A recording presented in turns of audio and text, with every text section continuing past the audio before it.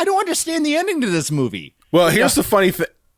I don't. Do I want to save that one? I think I'm going to talk about that one now. We're gonna go backwards. Okay. Okay. All right. We're gonna start with the ending. Why not? Okay. Why the fuck not? You know, our audience, if they're still listening, I'm sure they aren't. But if you're still listening, thank you for listening. We appreciate you. Go ahead and subscribe to us wherever you listen to audio. Buy a t-shirt while you're here. Tell a friend about the show. Tell a friend. Yeah. But anyway, thank you. I just gotta say, for sticking around for, I don't know, 20 some odd minutes while we ramble talking about fucking Dune. You're a friend, right in my book.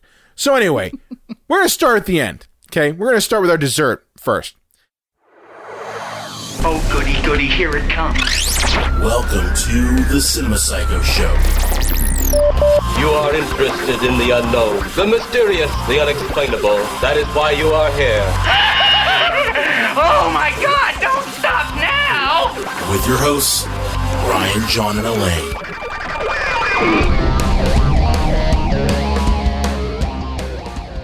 Welcome to the Cinema Psycho Show, the madhouse for film freaks and film fans of all types. I'm your host, Brian Cottington, and my fellow co-host and filmmaker, John Woolscroft. The Spice Malange. I know the Spice. We should just do the whole episode in that like whisper thought thing they had through the whole movie. Yeah. You mean that whole inner monologue? Yeah. That welcome to the Cinema Psycho Show. Welcome. What could they be talking about? Could it be the episode about Dune? Our thoughts are exposition. I wonder if we will be talking about Dune today. Yes, we are going to be talking about Dune today. We're on episode 227, by the way. Now, John, would we be talking today about the visual masterpiece that is 2021's Dune? Would we be bold enough to be talking about such a fantastic visual smorgasborg, if you will, of technical ability and storytelling? Nah. Not like there's a weird-ass David Lynch version from the 80s. Yeah.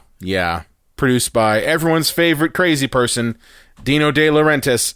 Oh, yeah. You know when you got that De Laurentiis name on there, you're in for a ride. The same guy who made Caligula.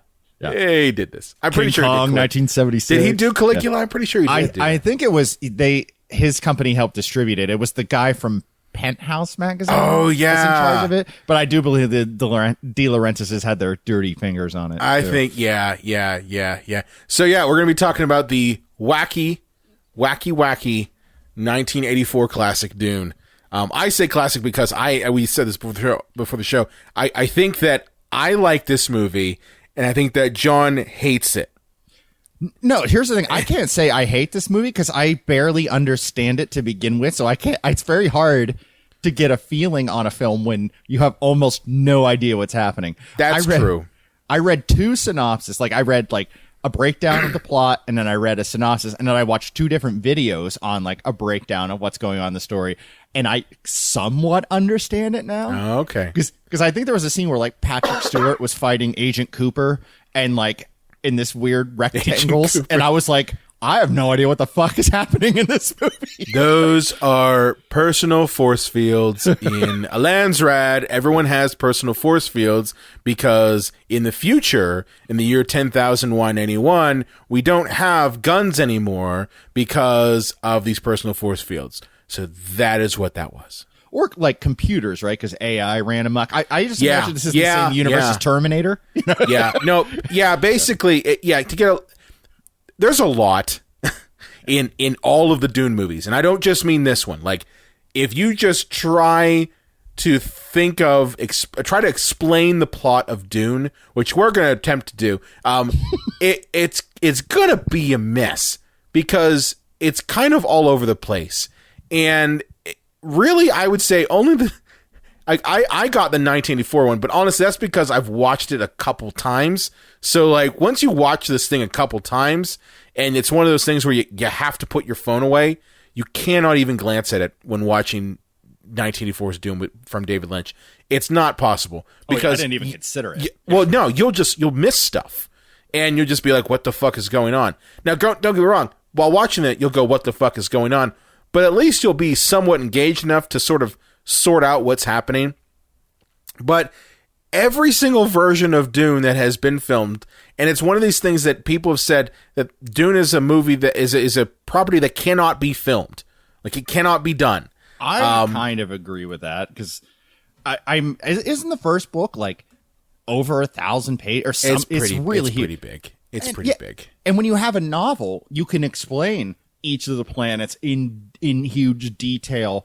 But in like a movie, as we see in this movie, they spend like the first 10 minutes being like, here are 4 planets named Schmuckluck and Baduba and you know. Schmuckluck and Baduba. Yeah. Oh no, it's the Schmuckluck Emperor now is on Schmooback. I'm like, I don't know what you're saying. Yeah. We should have just changed him to our planet so I can understand like somebody from Jupiter and then goes to Earth. I'm like, oh, okay, well, I know those planets. Yeah, it's one of those things that I really think if you watch it more than once, you'll get it. If you try to watch it and try to be like, I'm going to watch it and understand it the first time through, you're not. It's not even a David Lynch problem because ultimately a lot of David Lynch films, I know for me at least, you kind of have to watch them at least 3 or 4 times to really understand what's happening with every David Lynch film. I don't think I've ever watched one that I'm just like, yep, I totally get it. Yeah, but this is one of his more narratively focused. This is like, you know, The Elephant Man, you know, or movies that he's done in that sense, you know. Well, I really think, and this is before we even get to, I think that this was called his I think this was almost like his thank you movie to Dino De Laurentiis, because De Laurentiis had helped fund, I believe, The Elephant Man, I think with Mel Brooks. Yeah. So, you know, they already had an established relationship. Lynch was also fairly young in his career because he had only done, I believe, Eraserhead and Elephant Man. He had not really broken out. And really, Elephant Man was the movie that kind of made his career, at least kind of got him started. So, you know, this was kind of like, hey, De Laurentiis wants this, and, you know, I can use Lynch. And I think that's honestly why Lynch himself has hated this particular film in his catalog of work. It's very interesting to me how they tried to like cage a wild animal in David Lynch, because like he was up to direct like Return of the Jedi and stuff. Yeah. Before, like, these people like saw Eraserhead and went, this guy's very commercial. I mean, I don't get it. Yeah. I don't get it. Because ultimately, yeah, I've seen Eraserhead, and there's no fucking way that anything commercial can really come from David Lynch. Now, don't get me wrong. Man-made Twin Peaks, that was commercial, but it also was still very weird. It was commercial off of the commodity that is David Lynch.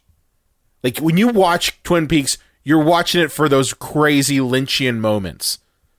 Okay? You know what you're getting, you know? But I think with Dune, it's kind of like the problem that a lot of franchises have, where a director tries to put his vision or her vision onto a property that has a massive fan base, and if the fan base doesn't buy into the vision, they get angry. Very angry. And this version of Dune from 1984 has a lot of Lynch in it. Lot of Lynch. But yeah, this, to get round back, to explain the plot of this is going to be hard. So, John, is this the first time you ever saw this film? No, I saw this many, many, many years ago when I was, you know, just a wee lad. And I think I just thought at the time that I wasn't like smart enough to understand what was happening. You know, because people always say, this is the thinking man's Star Wars. But, you know, and then when I rewatched it in preparation for this episode, I'm like, oh no, it just doesn't make any sense.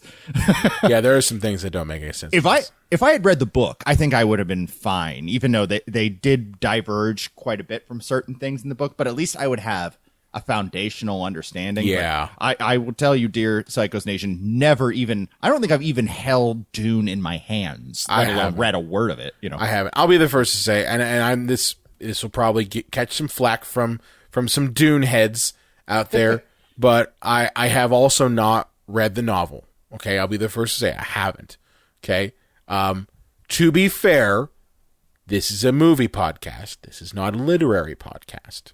Okay, so I go based off of what I see in the films, and I actually do that with a lot of things. Now, like last week, we talked about Hellraiser and how I talked about Hellbound Heart. Yeah, but I wasn't really trying to compare everything to the book. I was comparing what I saw on the screen. So, yeah, the book is always going to be different. There are always going to be things that can't be adapted because of the fact that novels are a completely different medium. Yeah. Okay? Like, John, we were in screenwriting class, or at least I know I was, and I don't think I was in yours. But, one of the things that was a challenge, at least in my screenwriting class in grad school, was that you had half of the class that were film people that understood how scripts needed to be constructed, how things need to be shown. The other half of the class was all creative writing folk. So those people would absolutely kind of do what they do in Dune and kind of have the characters' thoughts inside their head. But that makes sense on paper for a novel because of the way that novels are kind of constructed. But it doesn't work for movies. Okay? So, like, I don't know about you, but did you have that same problem? Yeah, absolutely. I mean, because at the end of the day, they always say with movies, show, don't tell. Yeah. But with novels, you tell, you don't show, because there's nothing to show unless it's like a picture book. But yeah, and the thing is, like, somebody like John Grisham, that guy's perfect to adapt, because let's be fair and honest, like, his novels aren't exactly super deep. They're just courtroom popcorn fluff. Yeah. But a book like this, which is just riddled with a science fiction world that was completely created from the ground up, and about really deep things, like, yeah, that's a hell of a thing to put on a director, because I think Lynch said, if I direct this, it has to be 11 hours minimum. Yeah. And then they said, oh, no, how about 2 hours? And I think his original cut of the movie was like 5 hours long. Yeah. And they're like, it still has to be 2 hours. And he's like, well, what the fuck do you suggest I cut out? Well, I think, honestly, that's why with this new version of Dune, Denis Villeneuve basically said, listen, you're only getting the first half in this new film. And do you know what the runtime of that one is? That new one? Yeah, it's like 2.5 hours. So it's a long one. It's fairly long. But here's the thing: I saw it, and it doesn't feel like a 2.5 hour film. It doesn't feel like anything like that. It flies by pretty quick, and it actually does a very good job of explaining enough to the audience. Like, it doesn't go in deep about why people have shields. You just kind of buy into it. That's it. That people have shields in this world. Okay? But I just think the material's handled a lot better. Now, that being said, I like some of the stylistic elements in this version of Dune, this 1984 version. And that's honestly because it's fucking David Lynch. It's that wacky, kooky, bizarro mindset and that mind's eye that is giving us this world. So I like that. That's just me. I like the still suits in this version over the ones that we see in the new version, just because they're Bob Ringwood, suits, the same guy who did the Batman from 1989. That costuming, it's the same guy. So I think some of the suits we see in the movie, there was some they remodeled some of them to be the Bat outfit. So Kyle MacLachlan was the first Batman. Technically, him and his hair. Yeah. His glorious hair. So, do we want to attempt, I'm going to say attempt, to explain kind of a one or two sentence summary of this fucking film before we get deep in the weeds on it? All right. So there's like this emperor of the universe, and there's like the Spice Malange. Right off the bat, John, it sounds like you're reading a B movie. Emperor of the known universe. Brought to you by Troma. No, yeah. And the Spice Malange from Arrakis is like the spice that makes everything work. You know, it like runs your vacuum cleaner and also like gets you high, and it's like does everything. Oh, I would imagine this definitely is your boner pill in the future too. But you know, and then for some reason, the Emperor of the Universe wants to kill Agent Cooper and his family because they weren't supposed to have a son, and he like has like mental telepathy powers or some shit, and then like he goes to the Arrakis, and then like the Emperor of the Universe hires some fat guy with warts on his face to like kill Kyle MacLachlan, and then doesn't succeed, and then Kyle MacLachlan's like, I'm gonna stay on this planet and become a dictator of Arrakis and not give anybody the spice, and then it causes like a huge war, and he also like tames the sandworms and makes love to one of them. I don't know, something like that. Your turn. I'd say that's probably an A for effort, but a C for accuracy. Oh man, that was good. I wanted to let you keep rolling. I was just like, I gotta let him keep rolling. I'm not even gonna say anything. Oh, I see how far down the rabbit hole he goes. Yeah. I forgot the love child of Krang and Tumor is threatening the Emperor of the Universe. Oh yes. Yeah. So I'm gonna try to give an accurate description. Okay, I'm gonna try. So you're right. The Emperor of the known universe, Shaddam the Fourth. Okay, he has a name. He's not just Emperor bad guy. Basically, he rules the known universe, and the known universe at this time is split in part into these very like feudal houses, and each house kind of controls a planet. Okay, and ultimately, apparently, the Emperor is jealous of his cousin, Duke Leto Atreides of the House Atreides, and doesn't like the fact that he is popular with the rest of the houses because, you know, I don't know, Shaddam's got a tiny dick or something. I don't know. Whatever. Probably. Yeah. Okay. We don't know. He's got an inferiority complex. But for whatever reason, he doesn't like Leto. So in an effort to kind of kill his population and any threat against his power, he does orchestrate basically this coup on House Atreides. And he sets it up with, in essence, giving Leto Atreides control of Arrakis. Okay, now Arrakis was controlled by the Harkonnens, who are the fat guy with giant boil things on his face. That's Baron Vladimir Harkonnen. Okay, who are the sworn enemies of the House Atreides. Now, if you're following me around right now, if you're following so far, okay, I've mentioned a lot of people, and this is part of the problem. This is part of the problem. It is very hard to describe this, but just know Emperor and Harkonnens hate the Atreides, set up some sort of coup thing on Arrakis. All of the family's killed except for Paul Atreides and his mom, who's way too young to be his mom. Yeah, they're like 6 years apart in age. They're like gotta be 6 years apart.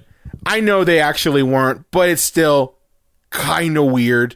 Okay. But yes. Okay. They escape. They get into the deep desert and encounter these people who live on Arrakis called the Fremen. And they have these blue eyes. That's kind of their big deal. And they're desert people. Okay.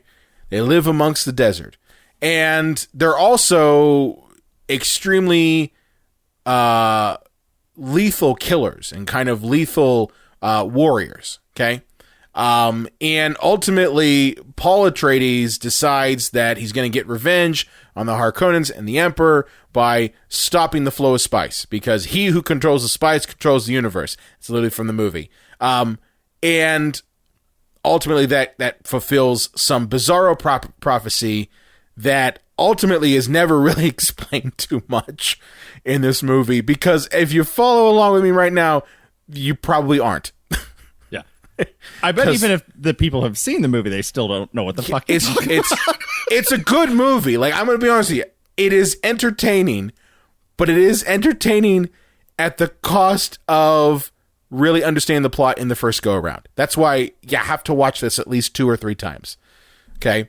But yes, Paul becomes this prophesized Messiah called Muad'Dib, who is able to use his magical powers, not really magical powers. They're prescient powers. He's able to see the future. And he, in essence, basically takes over the universe. He dethrones Shaddam IV. His Bizarro sister, Alia, kills the Baron Harkonnen. And he causes water to rain on Arrakis for the first time ever. What the fuck? Like, he ruined everything. Oh, yeah, he totally did. Yeah. He totally did. I don't understand the ending to this movie. Well, here's the funny thing. I don't. Do I want to save that one? I think I'm going to talk about that one now. We're gonna go backwards. Okay. Okay. All right. We're gonna start with the ending. Why not? Okay. Why the fuck not? You know, our audience, if they're still listening, I'm sure they aren't. But if you're still listening, thank you for listening. We appreciate you. Yeah. Go ahead and subscribe to us wherever you buy listen to a audio. T-shirt while you're here. Tell a friend about the show. Tell a friend. Yeah. But anyway, thank you. I just gotta say, for sticking around for, I don't know, 20 some odd minutes while we ramble talking about fucking Dune, you're a friend. Right in my book. So anyway, we're gonna start at the end. Okay, we're gonna start with our dessert first. Okay, but yes, at the end of this film, after Paul has killed Sting, and I mean that quite literally, he the guy killed from the Sting. Police. Yeah, Guy from the Police. Not the wrestler Sting. Not the guitarist from U2. No, Sting. Or no, that's the Edge. I'm sorry. Never mind. Yeah, it's the Edge. Yeah, Sting. Actually dressed, because there is a scene where he is wearing, no joke, a triangle codpiece.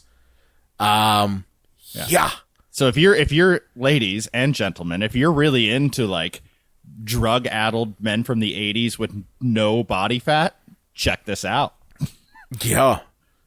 But anyway, he kills Sting, and he kind of dethrones the Emperor, and he uses his magic powers to make it rain on Arrakis, which doesn't quite work because of the fact that, and yeah, I'm going to pull from the book, but the sandworms actually need it to be not wet. Yeah. For them to live? Yeah, I think I read it kills them. Yeah, on one of my synopses, like even like just a couple drops of water, like severely fucks them up. So yeah, he just destroyed every worm. He just murdered them all. Yeah, and there's no spice to be had. You know, there's no more Spice Malange. He just fucking ruined everything. Yes, he did, because he wanted to go singing in the rain. You know. Yeah. And the funny thing is, like, at the end of the film, you're just like, wait a minute, why is no one cheering? Because even the people know, what the fuck is this water crap? Yeah. You're killing everything, Muad'Dib. Fucking asshole. And it's not like they don't have water in this world. They do. It's not like, oh, well, we don't need the spice if we have water. They already have water. Well, yeah, the Fremen have entire caches of water under the ground. Yeah. So, like, they didn't really need Paul to do that, and it kind of is a dick move. That's like saying, yay, we won, and he just, like, launches a Kamehameha wave blast at, say, you know, a village, and says, oops, sorry, my bad. Yeah, this would be like if Indiana Jones found, like, a sacred scroll that was, like, the whole point of the movie, and then the last scene in the movie, he just wipes his ass with it. Dun, dun, dun, dun. Dun, dun, dun. I'm just thinking of the end of Temple of Dune when he brings back the chakra stones, and he would just take those stones and just be like, oh yeah, belong in a museum, huh? Just smashes them together. Yeah, breaks them in half. Yeah, no one gets these. Yeah. Oh, like at the end of Last Crusade, like, this looks like the cup of a carpenter, and then he pisses in it. Oh. Yeah. You have chosen poorly. You have No, I think the knight would just be like, dude, what the fuck are you doing? I've sat here for thousands of years, you prick, for you to come and be in it. Yeah. But yeah, it's a dick move. It is a total dick move, and it doesn't make any sense. And I honestly believe that it was thrown in there because they did not read the source material. That's the only thing I think of. I suppose, but I mean, like, even the movie sets it up. Like we both said, we've not read the book. We know that the whole point is that it's dry and only the sandworms can create moisture, which turns into the spice. You know, And that's, as I said at the beginning of the movie, and Virginia Madsen's like 97 minutes of exposition where she like just like sit down and I'll explain to you how the movie's going to go. The Spice does everything. It does. Yeah. It does. And they can't live without it, I think. Well, it's for the whole universe. So like interstellar travel is powered by the Spice. It expands its consciousness. It's part of everyone's religion. There's no technology, so everything is run off the Spice. People eat it. People eat it. Yeah. Yeah. It's all over the place. Okay. So this would literally be like if you somehow gathered all of the currency in the entire world. Okay. And I'm talking not just like, paper money. I'm talking about, gems and gold and everything like that. And you just lit it on fire or put it into a giant furnace. Or if like one vaporized planet it. Yeah. Or like one planet has all the electricity and then like you fuck that up so there's no power left in the universe. Yeah. Yeah. So it makes no sense. And it that kind of is like the culmination of what the fuckery. Okay. Working our way back. Let's talk a little bit about some weirdo scenes that are in this. Okay. I want to talk a little bit about the Baron. Yes. The Baron is my absolute favorite character in this whole movie. Powered by his own farts. Oh, my float God. Around. So, Baron Vladimir Harkonnen is... he's played by Kenneth McMillan, who you might remember from such other films as Dog Day Afternoon. He was also in... What else was he in? He was in some other ones here. Armed and Dangerous, Three Fugitives. He's been in a lot of things. A lot of things. He's in the Stepford Wives. I didn't realize that. But yeah, he was in Serpico. Okay? A lot of different things that he's been worked with Pacino a lot. He's worked with Pacino a lot. So he is an actor. Okay? Like he's a real actor. He is not just some goofball. And he obviously always plays these kind of tough guys and these very gruff people. But in here, he plays the weirdest fucking psychopath I've ever seen in any movie. Like, I can't think of anyone who hams it up more than he does. Yeah, and the whole, like, him, like, flying and shit. Well, that is part of the book. Yeah. He does have things like that make him fly. Yeah, because I think he's supposed to be, like, more, like, beyond morbidly obese. Like, remember that guy in Blade, or that vampire in Blade, that, like, Blade goes to interrogate and turns the lights on, but he can't, like, get out of bed because he's so fat. Oh, yeah, the, what was it, it was, like, the archivist. Yeah, like, I thought, like, that's how big he was supposed to be, He's supposed to be that big, and honestly, in the new one, they make him as big as that. But the whole idea is that he's supposed to be so fat that he requires the use of this technology to help him suspend. And no real version has got it right, because they all kind of lean into it, that they want him to fly. Even the new one, they make him fly around. It's just not as ridiculous as this. But I gotta say, he plays it as the most insane person in the universe. Like, he plays like an insane man. Now, some people have criticized it, saying that he is more like cartoon character rather than than menacing villain, and I get that. I really do get that. I think he's more aligned to, say, the Joker in Batman than... Who he reminded me of? Who? Eggman and Sonic.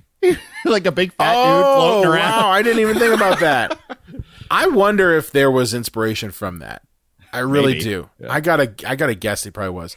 But he lives on this planet that's basically a giant turd in the solar system called Giddy Prime. And his Giddy Prime is basically a shit planet. It is. It's a factory planet. It's apparently occupied by gingers. Like, that's the inhabitants. They all have ginger hair, which, okay, cool. Well, but they all it's have overcast weirdo like haircuts, that. though. Yeah. Huh? Yeah, when it's overcast like that, you're not getting a tan on that. Oh, there's no, it's almost like if the whole world was, say, Pittsburgh circa 1940. Or Weirton, West Virginia. Yeah. Or Weirton, West Virginia. Good call there. But yeah, so the people who live in Giddy Prime have bizarro haircuts. Some of them have been clearly operated on to have like their eyes cut out, their ears are sewn shut. The Baron himself has these, I'm going to call them what they are, STD sores all over his body. Like, come on, they gotta be something. He's got like every STD known to man. Yeah, there's some that like they named after him because they're the first time they've been seen by medical science, like Baron 1 and Baron 2. Well, it just reminds me of that episode of Family Guy where Quagmire is like getting hit with all the syringes of diseases, and he's like, "Ha! I'm patient 0," and that's when I'm just like, that's got to be the Baron. Yeah, the Baron's had unlimited power at Giddy Prime, and he's subjugated all the people. So yeah, he probably has brand new diseases. He probably had a version of Corona that was just, he was patient 0. But he's got these diseases all over him, and he basically like likes to subjugate in horrible ways people. Like he got kind of, molests and kills one of his like handmaids. It's kind of gross. Yeah, for 1984. And you can see that Sting is watching it, like getting off on it. It's really weird. I'll be watching you. Yeah. But he is the wackiest character in this. The man's the wackiest character. He flies around giving speeches about how he's going to take over and kill all the Atreides and take over Arrakis. I find it hilarious that his confidant is Charles Lee Ray himself. Yeah, the Chucksters in this. The Chucksters in this. And of course, I am talking about Brad Dourif. Academy Award winner Brad Dourif, by the way. Yeah. Okay. But a lot of people don't like to think about that. He has an Academy Award, but when he dies, let's say, voice of Chucky has died. Yeah. I don't think he cares, though. I think he loves that. He's doing the new series. Have you watched the new series at all? No, I want to, but... It's really good. It's good. I liked it. I really did. But yeah, he's still got it. Like, even after those time. And I thought that they had recast him with somebody else, but I'm like, no, he's doing it. But yeah, Brad Dourif plays the Baron's buddy, Peter de Vries, who is a crazy mentat. Okay? Now, mentats are an interesting sort in this, and it's one of those aspects of Dune that really will like throw you off, because you're probably watching this the whole time going like, so this is set in the year 10,191, but I don't see a single hologram or a computer or anything like that, and it has to do with the fact that apparently Judgment Day happened, and I'm referring to like Terminator 2 level style Judgment Day. And in this future, all technology has been outlawed, and instead, human beings are trained, certain human beings are trained, to be thinking machines. So these people, like Brad Dourif, literally is a human computer. Okay. I mean, except for like ships that are, can travel interstellar. We don't need to talk about that. that runs off the Spice Malange. The Spice, yeah. Yeah. So Brad Dourif plays a crazy, and he's kind of like the mastermind behind at least the stuff with the Baron. He's kind of that guy who's more menacing and more the Machiavellian type of person than the Baron is. The Baron actually acts like a crazy person the entire time, and it's really just out for vengeance. Well, the Baron, I feel like he almost has to be so crazy because everybody else in this movie is so droll, Yeah. Like, this movie takes itself so seriously to the point of, like, with a movie that has the sets that it does, that has all the science fiction that it does, it can be quite boring at times. Yeah. It's like, how do you have a movie that takes place in 10,000 or 100,000 or however many years? 1,191. On distant planets with sandworms and, and all this shit. Like, how can it be boring? How do they manage that? I just think it's trying to find a fine line of adapting this material, but also adding something new to it and trying to condense it down. That's the problem. But yeah, I gotta say my favorite scene with the Baron is the scene where he's got like his minions. They have a cow upside down, and I don't know what they're doing to the cow. I think they're like electrifying it or cooking it without actually cooking it. But it's an actual cow. Like it's it's an actual cow that's there.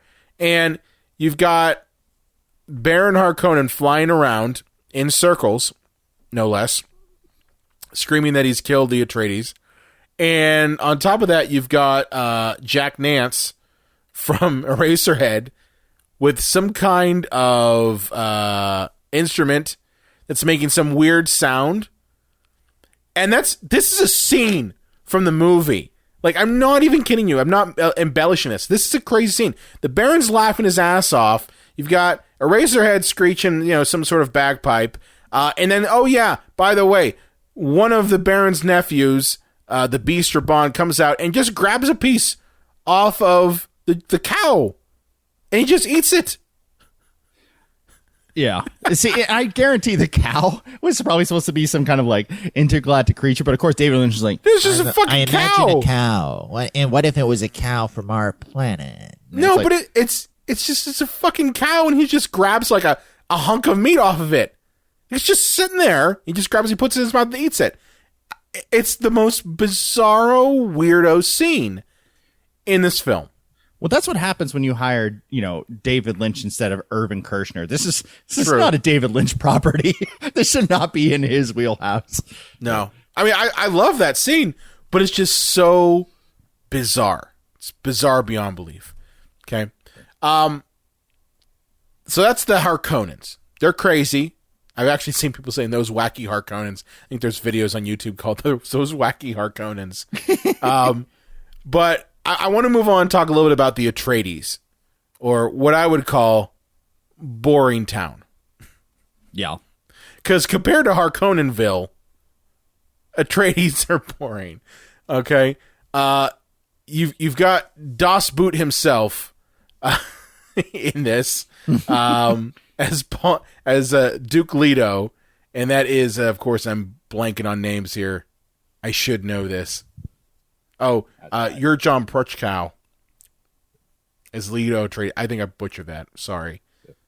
But yeah, he's in this for about 5 minutes, and then he dies. As you do. As you do. He's in this for 5 minutes. He doesn't do much. Like, he's just there to die, unfortunately. I feel bad for him. Because Francesca Ennis does most of the parental work in this movie as Paul's mother, Lady Jessica, who's a concubine. And apparently that's not a wife. It's just kind of a woman that he's married to. Because, again, we're in feudal times here where marriage doesn't really mean love, but concubines do. So technically, Duke Leto could be married to someone for power's sake, but still be with Jessica. It's a whole thing. Yeah, it's a whole thing. Yeah. Yeah. And apparently Jessica belongs to the Order of the Bene Gesserit, which apparently are these witches who basically snort the Spice Malange to kind of expand their consciousness. And they're kind of the main religion in the area, I'd say. They're the main kind of religion within Landsrad. Very influential. And what they want to do is bring about what they refer to as the Supreme Being, or what they call the Kwisatz Haderach. Okay? And it's ultimately just means that it's a male that's been genetically engineered through breeding of these different houses, who's kind of their supreme being. Okay. Yeah, can we talk about the rampant sexism that they suggest? Oh yeah, there's you some can only fuckery have here. daughters, because if you have a man, he'll be a leader. Well, the reason behind that is that what they wanted to do was they wanted an Atreides daughter to marry a Harkonnen, so that the result of that would bring the houses together and ultimately give them the Kwisatz Haderach. Okay, so like technically, Paul should have been Pauline and married Sting. Aw, that would have been adorable. That's what the movie should have been. That's what it should have been. Kyle MacLachlan, you know, in a wig, marrying Sting. I'm sure he isn't in a wig in this one. That's his real hair. Yeah, his hair is already like perfect in this movie. Yeah. But yeah, so that's the whole deal. So they're trying to bring about that. But because of the fact that Jessica loved Leto so much and Leto wanted a son, and apparently one of the powers that the Bene Gesserit have is that they can control whether they have a son or daughter, that she kind of willed it that they had a son. Okay, cool. Sure, yeah. I'll buy that. Movie, okay, I'm at your whim. But yeah, so that's kind of explains that side. And then that leaves us to Paul. Look, man, I gotta say this. This is one of Kyle MacLachlan's earliest movies. It's his first one. I'm pretty sure it's his first one. It makes little to no sense, and he's being directed by a crazy person, and he does. No, his first one was The Changeling. I'm wrong. Okay. Yeah, but he does as good as he can. Like, God bless him. This is probably why David Lynch worked with him forever. He's like, if you can make this work, you can make anything work. You know. Yeah, I mean, it's funny because you watch Kyle MacLachlan in this movie, and then you watch him in something more recent, and it is like night and day. It totally is. Like, even in Blue Velvet, he is a million times better than he is in Dune. Well, when you don't have any idea what's going on, I mean, it's got to be really weird to act in those scenes. But fun story, by the way. When I Googled Kyle MacLachlan for research for this episode, you know how they always have like movies they're known for and stuff on their homepage? The fourth or third one in, I think, was Showgirls. Oh, that's right. He was in Showgirls. That poor man. Well, he had that whole, you know, like crotch destroying sex scene. Yeah, twice. Yeah, twice. Because, you know, there were remnants of his penis left over, so we had to destroy it. But yeah, he in this movie, he literally is just reading the lines.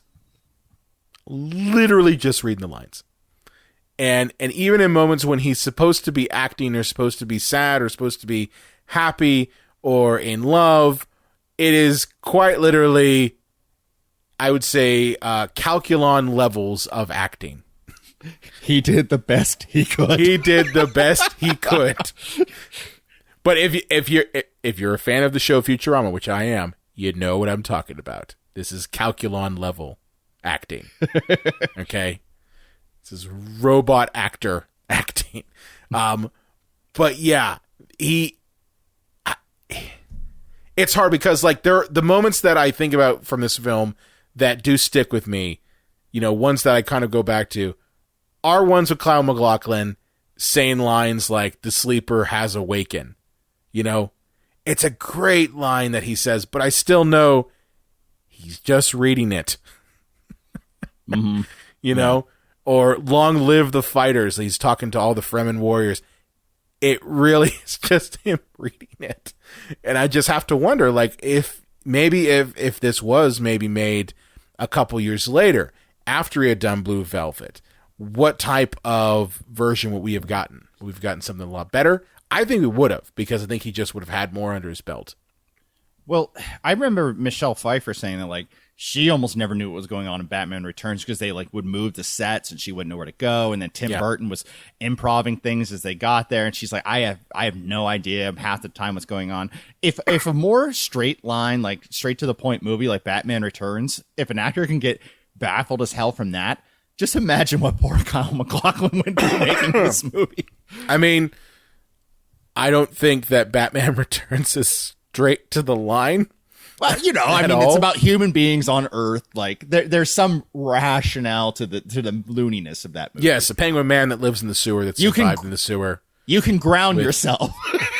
There's nothing to ground with Dune. You can ground with the Spice Malange. The Spice Malange. Yeah. So Kyle MacLachlan, he does the best that he can. It's hard for me to fault him. It really is. Because I from what I understand, it was kind of a nightmare shooting this movie. Okay? Kind of a nightmare. So for one thing, they filmed this in Mexico City. And the scenes where they're actually fighting and you actually see all that black smoke. Did you know that black smoke is actually tires have been lit on fire? Oh, fun. Yeah. That's healthy and smells great, I'm sure. Yeah. That old saying like, oh man, that's a real tire fire. Yeah. You gotta love when people have like no semblance of like safety or health for their actors whatsoever. Yeah. But it was a difficult shoot. It took a long time. The edit is kind of where I believe that problems ran with Lynch and De Laurentiis. I guess Lynch was promised, I believe, final director's cut of this, and I don't think he got it. I think De Laurentiis kind of went in and threw in a bunch of stuff to try to explain it, to try to explain some of this world stuff, and ultimately that kind of came about in the television version, because I guess with Dune, there's a version that's a theatrical one, and then I guess in '88 they released it in two parts through a bunch of stock footage and concept art and things like that, trying to give backstory. And Lynch said, "Take my name off of it," because he was that burned from it. Well, he should have also realized that if you're doing a movie like this, like you're not getting final cut, especially you goddamn coffee pie loving weirdo. Like you're not getting. There's nothing wrong with coffee and pie. I'm just saying. But I mean, David Lynch is kind of a cuckoo bird. Like I love him. He's on my Mount Rushmore of like favorite directors, like in terms of his style and talent and everything. But yeah, you're not getting the final cut of Dune. That'd be like, I want the final cut of Rise of Skywalker. Like, no, it's going to be a board committee that's going to decide the final cut of this movie. Yeah. I really think that this is probably the hardest material to try to adapt. It just is. It just is. I mean, that they were saying that they had, and I think Virginia Madsen said that they were trying to make Star Wars for grown-ups. And the problem is, Star Wars is for grown-ups already. It's for everyone. Kind of. Kind of is. I mean, I love Star Wars to death. I mean, we did our like top 10 favorite movies. I think it was like number 2 or 3 on my list. Like, and I kind of cheated and put the whole first trilogy in there. But it is mostly meant for kids, and I think I would still love it if I saw it as an adult. But like, I saw it as a child, and I think that's why it resonates so much with me. I don't. Yeah. I do think that Star Wars is for kids, but can be enjoyed by adults. It's like Batman the Animated Series. That was made for children, but adults could like it, because it was that good. Yeah. Yeah. No, you're right. You're right. But I don't buy that though. I understand that like it is technically science fiction Star Wars, and it was like the most popular thing, out at that time. But at the same time, it's science fantasy, and Dune is science fiction. Like basically Star Wars is King Arthur with light swords. It's not. Yeah, it's not science fiction, so you're not really making Star Wars for adults. I don't even know what to compare it to. But I think the problem is that if you try to go in making Star Wars for adults, then it's important to kind of touch on the themes in the book. Because in the book, and this is something that has been explored more so in the 2021 version, you have themes about the role of religion in our society. That's a big one. Mm-hmm. Dune, for the most part, is ultimately about that. It is about the idea of, completely being reliant on natural resources and then expending all of it. The Spice Malange, you could replace that with oil in a minute. Yeah. There you go. I mean, just take out spice and call it oil. Oil controls everything. Controls our politics. Controls our technology. It's in plastics. You could say, okay, spice is oil, and there you go. Right? Yeah, and that's a little more complicated than a long-haired dork with daddy issues Yes. being summoned to shoot his, like, spaceship jizz into a giant space vagina, you know. Yeah. But that's what I'm saying is that if you were going to try to do that, that's the route you go. Instead, what they did was they said, well, let's follow the Star Wars route and kind of go with the surface level stuff. Okay, and that could just be that maybe they felt that audiences in 1984 weren't ready for that. Well, they probably didn't have time either because, you know, you got to think like a lot of people just like, what is narratively important to get the story across? And something like what you had just mentioned is not technically, and I'm doing air quotes. I know you can't see me, people. Yeah. Not necessary for the story. It's creating a larger universe and a larger, you know, presentation that could technically be left on the ground floor if you're only thinking of this as Act 1, 2, 3 conclusion. Yeah. You know. Yeah. But I think that's the issue there is just they tried to adapt a story that at its core is more than just you know, Paul Atreides' journey. And actually the truth is that Paul Atreides isn't the hero in this. He's not the hero. He's it's actually a tragedy because the man's cursed with knowledge of the future. And if you go deeper into the Dune mythology, you start to realize that that's not a good thing. In that Paul is a 15-year-old boy who did not want any of this, but has basically been manipulated by the Bene Gesserit, by the political whims to end up being this. He doesn't want this. He didn't want his family. It's a tragedy. It's not a revenge thing. It's not anything like that. It's a tragedy of Paul Atreides. He's not the hero. And that's something that I think is that people have tried to criticize the newest version of Dune with. I've seen a lot of people say, you know, here comes another, you know, white male hero. And it's like, you don't understand. He's not the hero in this, you know? People often confuse protagonist for hero. It's not necessarily true. Like, yeah, if you look at Big Trouble in Little China, Kurt Russell thinks he's the hero in that movie. His character thinks he's the hero, but he's the sidekick, and he doesn't realize it. He's the bumbling goof who thinks he's the hero. But a lot of people don't understand that. Yeah, you know?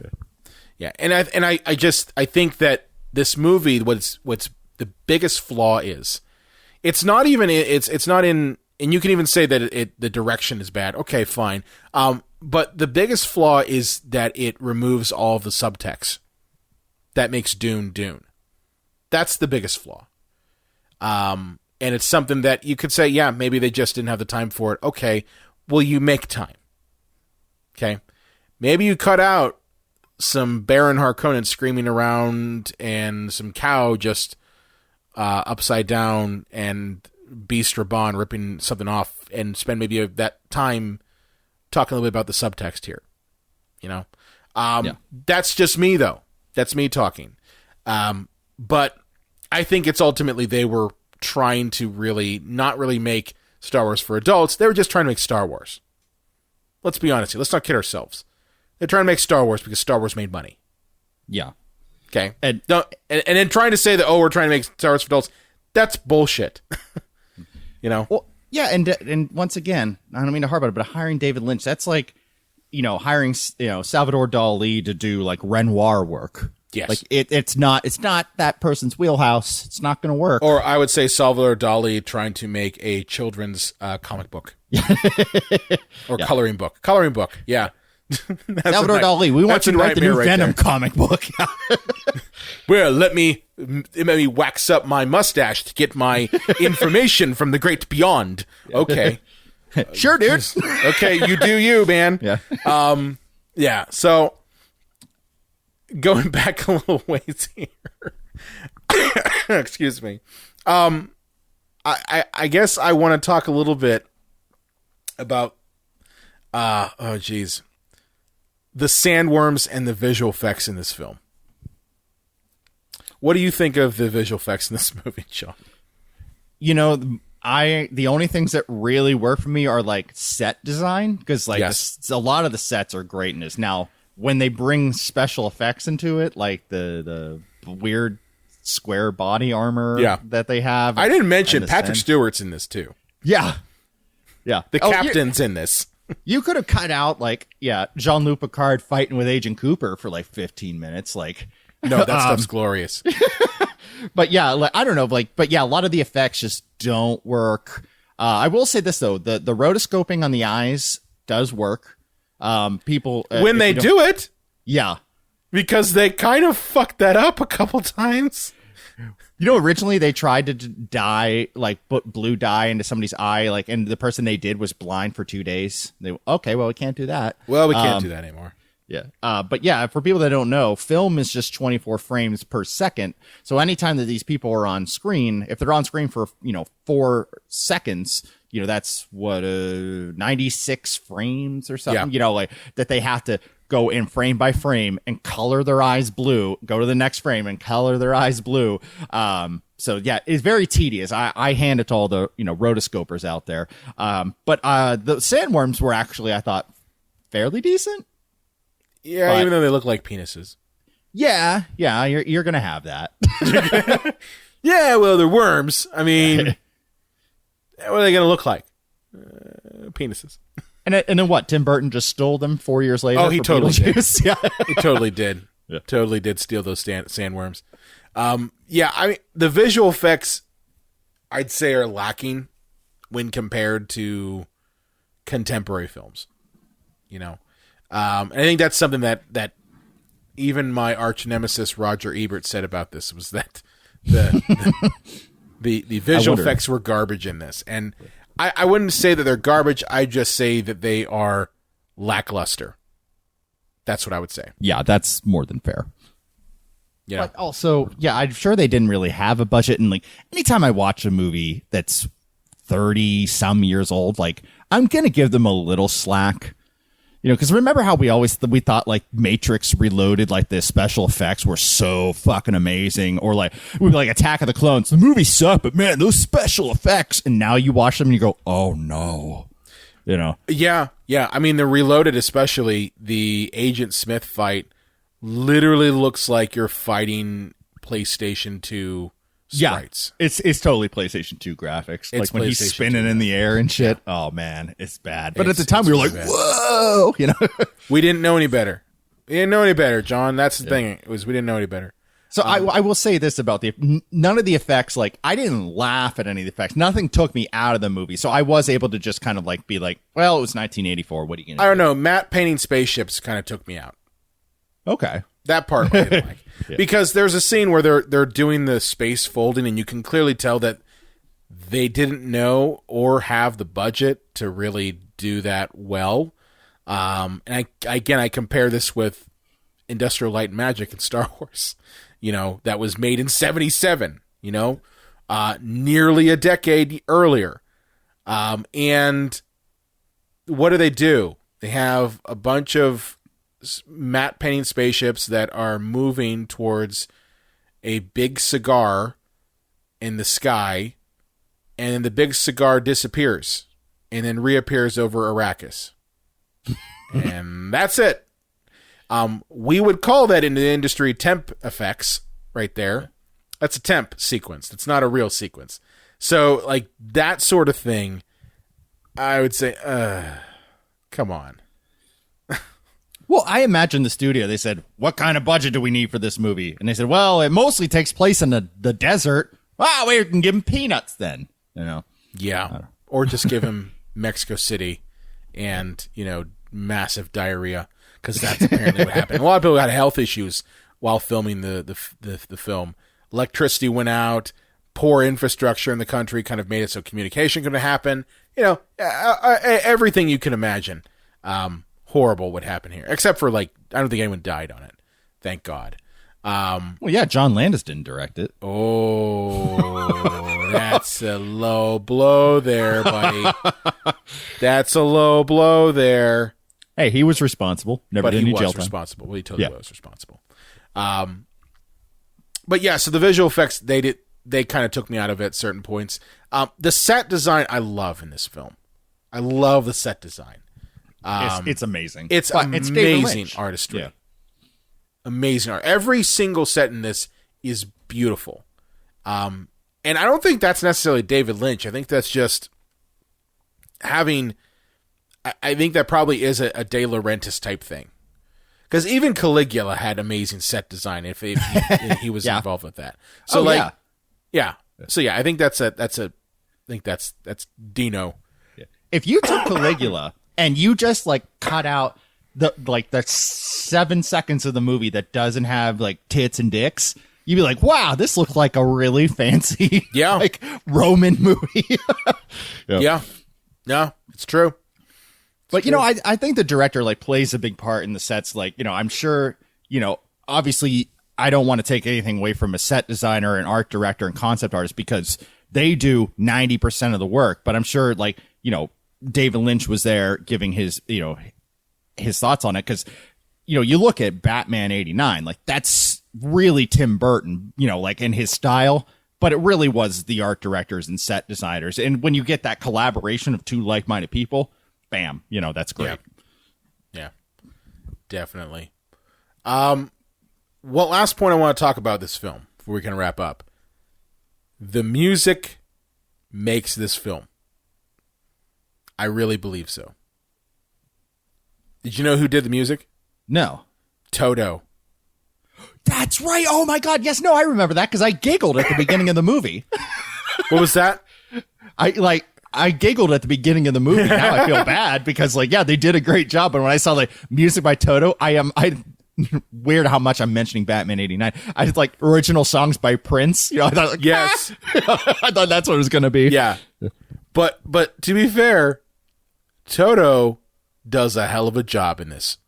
Mm-hmm. Seriously. The music alone and combined with the set design, I think those are the things that people really gravitate towards. I mean, yes, you have the Lynchian kind of qualities to it that make it cult, okay? But the things that really rises up to something that is beyond just cult is the music and set design in this. The music for me at least, I really like. When I think of Dune, I still go to that theme that you get at the beginning of this after Virginia Madsen's intro. That's still what I think of. And honestly, when I was watching Dune 2021, that still was in my head. Okay, so it's a hell of a theme, and the music in this kind of makes it. But yeah, it's not typical pop music. It really isn't, and you would think it would be, especially from Toto. Well, yeah, because when I think about Danny Elfman, I've listened to a lot of Oingo Boingo, and it's crazy shit. Garbage. It's not garbage. I'm not going to go as far as say it's garbage. It's weird. It's weird. Yeah, if somebody said, we're going to get the guy, like if I was alive and, say an adult at that time, we're going to get the guy from Oingo Boingo to compose what will probably be the biggest movie of the year in Batman. I'd be like, fuck, no, you're not.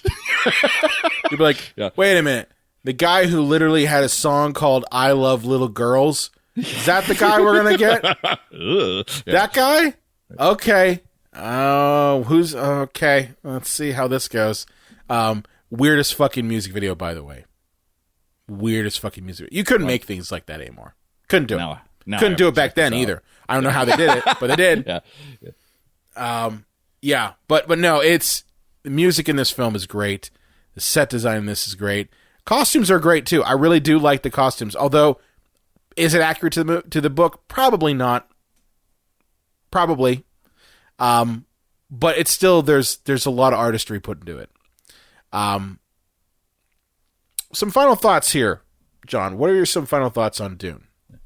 Well, I will say this: like if you thought Star Wars was for babies, and so you wanted to watch this, and then you thought this is too up its own ass, like where you can meet in the middle, folks. It's Star Trek: The Next Generation, not the movies, the show. Yeah, it's a combination of entertainment and thoughtfulness. So forget Dune, forget Star Wars. And it has Patrick Stewart. Yeah, it has Patrick Stewart as well. Yeah, so and he doesn't he play like a recorder or flute at times? Mm-hmm. Isn't that his thing? He plays a skin flute. Gross. Full power. Everyone goes to the ready room. Yeah. But I think that honestly, with this film, you have to watch it at least twice. At least twice. And at the second time, you'll start to pick up on these things, these nuances of the story. Things that probably should have been better communicated in the first go-around, but just aren't, because it's very difficult. I think this movie tries to spoon-feed its audience to the point of it not being effective. You know? It tries to fill up exposition as a replacement for actual storytelling. Okay? Case in point, this is my final thought on this. We start the movie off with the Emperor quite literally explaining his maniacal plan in the first 5 minutes. So, like, right there, completely erases any sort of tension that could be built. Because he has already said what is going to happen. He's already said, I've talked to the Harkonnens. They're going to take over House Atreides. They're going to set a trap on Arrakis. So really what you're watching is, for at least the first, half of the movie, that plan happen. Okay? Like, you're watching that happen. So that scene kind of sucks. But it's an example of trying to exposition the audience into submission. It really is. It's an 11-hour movie that they made 2 hours. They almost have no choice. Yeah. I run into it every time I write a short script. I'm like, all right, I need to have like a news thing like play in the background that gives exposition, or narration to give exposition, because I don't have much time. True, but at the same time, that's a more nuanced way of throwing in exposition. That makes more sense. What this is quite literally a main character standing in front of a camera for 5 minutes and explaining his evil plan. And that's in the first 5 minutes of the movie. Like, where do you go from here? After 90 minutes of Virginia Madsen looking into the camera. And then, like, a little, like, TV story of, like, the planet. Yeah, I know. But that's I'd say boils down this film right there. Is it's an exposition dump of a film that has some pretty images, some pretty sets, some amazing music, and those wacky Harkonnens. Those wacky Harkonnens. Okay. Oh, can I give one last final thought in here? Go ahead. Hollywood, knock it off by taking 800-page books and making them into movies that play in movie theaters. Just accept streaming. Dune could have been 11 hours spaced out in like hour, 90 minutes, or 2-hour episodes. They did that eventually. Well, it is a confusing book that has, is humongous, and none of the movies or two versions have gone into the people of Derry at all, or the town. It should have been a streaming thing that was 7-8 hours long. People are okay with that. I think they're doing The Stand by Stephen King in a streaming format because there's no way to make that into a 2-hour movie. So fucking stop it. If the source material should be streaming, accept that and quit being a fucking snob like Steven Spielberg. Well, I think if anything, with this newest version of Dune, this 2021 one, that they are getting the picture, at least on that. Because this could have been something where they said to Denis Villeneuve, hey, you have a one shot and that's it. You have to get the whole movie in one movie. You have to get the whole story in one movie. They agreed to allow him to do it in part one. Okay. However, they of course said, we're not going to greenlight your part two until we see the returns. So again, they're still dicks. Now, fortunately, they did greenlight part two, so we are going to get a second part to it. But I think that's really the only way. Just like you said, if you're not going to do sort of these larger overarching films that, are sections of these books, then you have to kind of do it as a series. I think, though, the reason why they had to take Dune and do that is it needed the budget that a feature-length film would give. It needed that. Because even though we could say that, streaming has definitely come a long way, there still is a bit of a difference between a streaming show that has special effects and a film of this caliber that has special effects. Yeah. It's smaller than it used to be. It's definitely smaller. But still, there is still a gap. And I think that's probably why. But either way, I know for me, I don't know if you saw the newest one, John, but I know for me, I liked what I saw with Dune 2021, and I like that it plays a bit more reverence to the book than this version does. I purposely have not seen it yet. I'm going to watch it on HBO Max, but I knew that you had, and so I thought it'd be interesting if I went in with only the reference point of the 80s version. You're going to be very surprised when you watch it. Okay. and you probably will understand a little bit more because the 2021 one definitely follows the beats of the book. Almost to a T. They add some things here and there that aren't in there, but ultimately it is way more faithful to the source material than what we get in the 1984 version. But you'll like it. You'll like it. Okay. Yeah. Well, I think we have snorted our last bit of Spice Malange today. Spice. The spice. It expands consciousness. So, John, where can they find you at on the internets? The Unreal J Wolves on Twitter. You can find me on Instagram, but I swear to God, I've not posted a photo in like 7-8 months. But I'll try harder. You're not on the TikToks? Nah, no. I don't. I barely understand what TikTok is. But I'm an old man. But mostly at JDubs Video Nasties. That's the letter J, Dubs, DUB''S Video Nasties. Please go on, take a look, go ahead and subscribe. You know, I'm sure there's something there for you, unless you just don't like the cut of my jib. But if that's the case, why are you listening to this podcast? So very true. Very true. I like the cut of your jib, Thank John. You. You can find me at Brian Content. I also run the Psycho Show page. Be sure to like us on Facebook, Instagram, and Twitter at Psycho Show. You can also find us on the Epcast Network at epcastnetwork.com. If you have a favorite movie or question you want to throw away, or maybe you are trying to kick the Spice Malange habit and need a sponsor, contact us at cinemapsychoshow.com. Be sure to subscribe or follow us wherever you listen to audio, and we will see you next time. Batman 89. There, I mentioned it again.